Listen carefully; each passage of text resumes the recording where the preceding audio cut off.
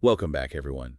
Ready for another deep dive? Absolutely. Always excited to jump back into these worlds. Well, today we're heading back to Alagaësia, but we're shifting our focus a bit Oh, from dragons and riders to, to Murtagh. yeah. The guy who always seemed to be caught between sides. Murtagh. Complex character, to say the least. Definitely. Yeah. And we're specifically diving into his standalone book, Murtagh. Which, for anyone listening who might not know, takes place a year after Inheritance, the final book in the Inheritance cycle. Exactly. So we've already seen him go through a lot, but this book, it goes even deeper. It really delves into what happens after the dust settles, What's it like for someone like Murtagh, who was Galbatorix's enforcer for years, to suddenly be free? And not just free, but carrying the weight of all those actions he was forced to do. Exactly. It's not a simple happily ever after situation. The book starts with him wrestling with a ton of guilt and trauma, practically becoming a recluse. You almost see a completely different side of him, right? He's haunted by this Murtagh the Betrayer label, and you can tell it eats at him.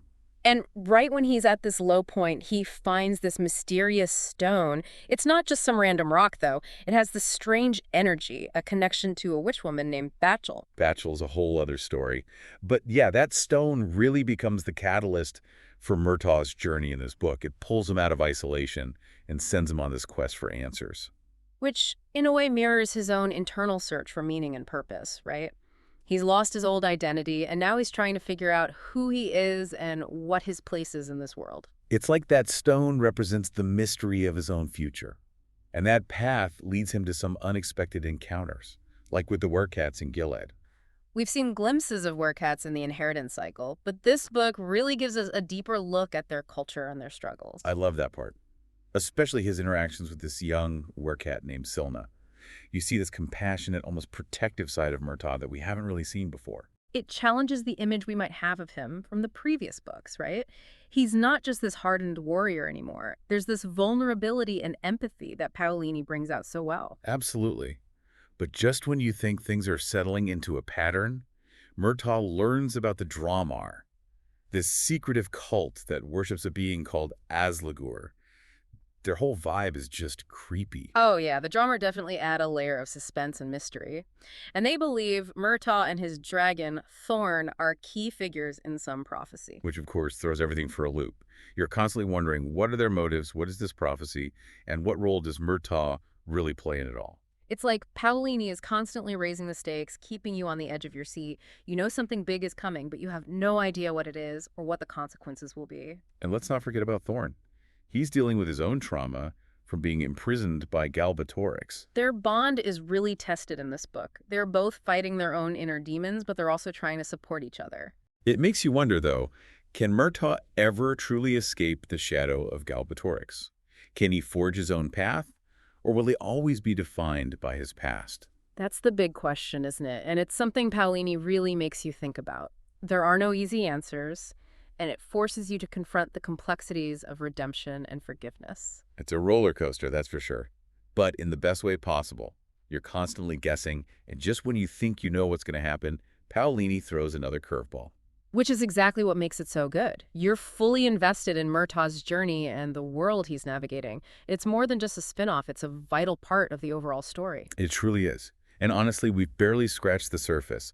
We haven't even talked about his encounter with the imprisoned Urgal, Uvek, or this surprising connection he forms with a young drummer acolyte named Aline. Oh, those encounters are crucial. They really push Murtagh to confront his own prejudices and beliefs. It's like peeling back the layers of an onion, you know. You think you know Murtagh, and then there's this whole other level of depth and complexity revealed. It's brilliant. And it makes you realize that he's not just a villain or a hero, but something much more human. He's a survivor trying to figure out his place in a world still reeling from Galbatorix's reign. And that's a story that resonates on so many levels, right? It's about freedom, identity, and finding hope in the face of darkness, all set against the backdrop of this amazing world that Paolini has created. If you're a fan of the Inheritance cycle, Murtagh is a must-read. It adds so much to the story and makes you rethink everything you thought you knew. And even if you haven't read the Inheritance cycle, it stands on its own as this powerful tale of redemption and self-discovery. So you ready to dive deeper into Murtagh's story? We're No. just getting started, and trust me, things are about to get really interesting. Thinking about it more, One of the most powerful themes in Murtagh is freedom, but it goes so much deeper than just like breaking free physically. Oh, absolutely. I mean, Murtagh might be free from Galbatorix, but the trauma, the guilt from all those years, it's like another kind of prison. Right. It's mental and emotional. And Paolini really highlights that through other characters, too. Like, Thorn is terrified of enclosed spaces after being locked up for so long. Yeah, that claustrophobia is a direct result of his imprisonment. And then you have Silna, that young werecat. Her story shows what happens when freedom is taken away, that loss of innocence. It's like Paolini is weaving all these individual stories together to paint this bigger picture of what freedom really means. Exactly. It makes you ask, is it just about not being physically restrained? Or is it something more? And that question really hit me when Murtagh is struggling with that whole Murtagh the betrayer thing. It's like he can't escape that label, even though he had no choice. It's like he's trapped by his own past, right? He can't fully embrace being free because those memories are still holding him back. And it's so similar to Thorn's fear.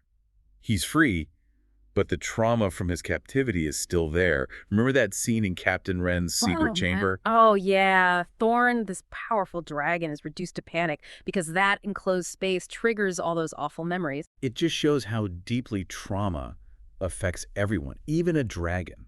It's like even when you're physically free, there are these invisible wounds that can still hold you captive. Speaking of healing, I think Aline's character is really important here. She's that young Dramar acolyte, and she hasn't been physically imprisoned like Murtagh or Thorn, but she's trapped in a different way. Yeah, she's been indoctrinated by the Dramar. Their beliefs, rituals, it's all she's ever known. It's a subtler form of control, but it's still control.